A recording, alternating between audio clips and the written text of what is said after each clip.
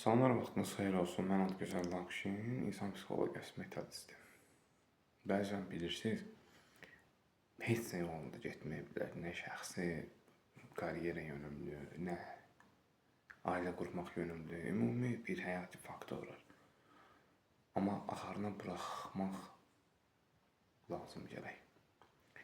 Heç zaman insanların həyat fəlsəfəsi qurduğu plan əsasında bir nöqtə istiqamətində 100-ün 100%, yaxud 100-ün 70-80% olacaq deyə bir şey olmur. Təbii ki, başdan planlar cızılır, cədvəllər qurulur, daha görürsən sanki olacaq, amma olmur. Niyə olmur? Çünki bu həmin yollarda təbii ki, əyrilik, yoxuşluq, bataqlıq, çuxur, düşəsən, qalxasan kimi maneələr olacaq. Amma bir diqqət eyni istiqamətə baxdığın təqdirdə həmin maneələrdən yıxılar bilərsən, hər şey ola bilər.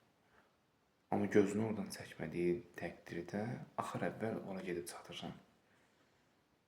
Eynilə həmin mövzulardır. Şəxsi həyatdır, gələcəkdir, ailədir, karyeradır, hər şey. Amma insanı yoran bilirsiniz nədir? Məqsədli olduğun təqdirdə özünü məqsədsiz hiss etməyi. Təbii ki, bu əksər insanlarda var.